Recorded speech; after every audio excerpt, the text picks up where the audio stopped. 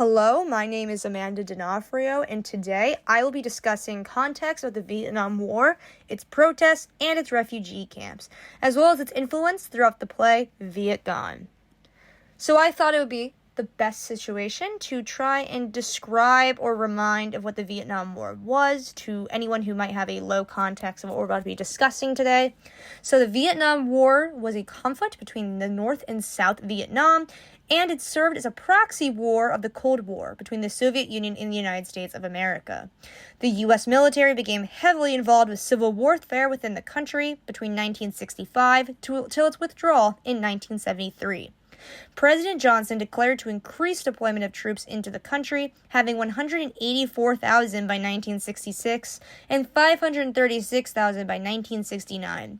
These deployments often were then carried out through bombing campaigns via air supremacy, as well as using search and destroy operation methods to try and stop northern Vietnamese soldiers and kill them. In the end, the war ended in a win for the North Vietnam, ending the country having a reunification of the two sides into the Socialist Republic of Vietnam. Also, this meant that throughout the Cold War, the U.S. had suffered a loss, mainly through its amount of people it lost, as well as to the Soviet Union's spread of socialism. The war ended in many lives lost. There's an estimate of Vietnamese soldiers and civilians' death that has a kill range from about 970,000 people to 3 million. Cambodians suffered 100,000 loss to 100,000 loss. 20,000 to 62,000 Laotians passed, and 58,220 U.S. service members passed. Throughout all of this, there were several protests, mainly in America, to try and stop the war. As part of Operation Freedom Deal, the United States persisted in its bombing of Cambodia. Richard Nixon was originally put into office mainly because of the fact that a lot of youth Americans believed that he was going to reduce U.S. engagement in Cambodia. It's one of his pledges throughout his campaign. And when he did not do that, the U.S. invasion provoked outrage in the U.S. The anti-war movement was rekindled by the administration's perceived callous response. Many young people protested because they were the ones being drafted, so they were basically losing their friends and family and brothers and sisters before their own eyes, sometimes at the age of, as a teenager, a child, into young adulthood. This meant that the anti-war movement grew popular among the counterculture as well as through the youth. High-profile opposition increasingly turned to mass protests to shift opinion. There were many large protests that did not end very well. Two of the most highly profiled ones include riots that broke out at the 1968 Democratic National Convention, as well as in May 1970 when the National Guardsmen killed students during a protest at Kent State University, which only sparked even more outrage through the public. Anti-war protests declined after the Paris Peace Accords and at the end of the draft in 1973, due to the withdrawal of troops from Vietnam.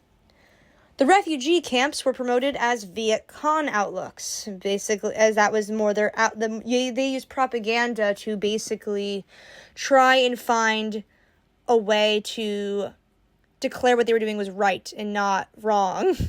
It was mainly used towards Vietnamese immigrant civilians and sometimes just Asian ethnic-born American civilians, used due to prejudice, and especially towards the Vietnamese people. Not only did this create a terror, used mainly through propaganda, but it was also to generate American support towards the war, and it very mainly failed. The VC tactics include frequent mortaring of civilians in refugee camps and placing of mines on highways frequented by villagers taking goods to urban markets. The Vietnam refugee camps were a network of sites established primarily in Southeast Asia and the United States to quote-unquote shelter and process the hundreds of thousands of people fleeing Vietnam after the fall of Saigon in 1975. Life varied significantly between the camps. Those in Southeast Asia often faced harsh makeshift conditions, while U.S. camps provided resources for English and cultural training to prepare refugees for permanent resettlement. Just for this presentation, I'll only be naming one of the about a dozen of different camps they had. Mainly the one in the U.S. that's most known is Camp Pendleton, also known as the Tent City. Tens of thousands of refugees lived there in cramped military tents, and in 6 months, about 50,000 Vietnamese refugees passed through Camp Pendleton.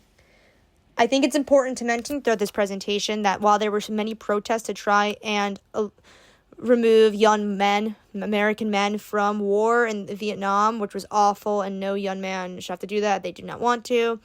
That no real hard protests were really happening around the time of the refugee camps. It seemed that once the war had completed its time, a lot of people saw the time for protesting to not be as strong or as popular in the counterculture, and due to that, it is very heartbreaking that many Vietnamese people had to live these lives in America, not as free, but in these awful conditions, in tight-knit tents, with not as much food or freedom whatsoever, and constantly being watched by military.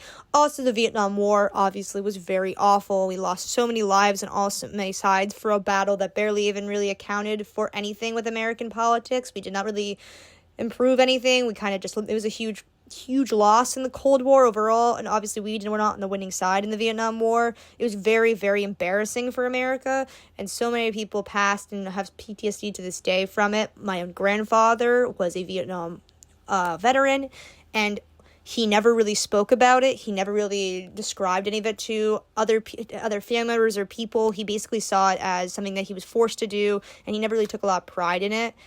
So because of that, we were kind of taught at a young age and throughout our family that war was bad because of that, and through our own experiences. And obviously, thousands and thousands of other men had the same exact conflict to their own families.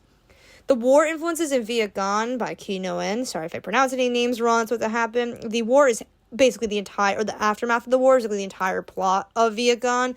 The fall of Saigon forces our main characters, Quan, Tong, and their families into refugee camps in America, framing the entire story around the aftermath of war compared to the research I displayed during the war. This play purposely chooses to do this to show, although the war ended, the struggle for Vietnamese in America certainly did not. Quan struggles of guilt over leaving his wife and children behind in Vietnam, reflecting the personal costs and fractured families caused by the war.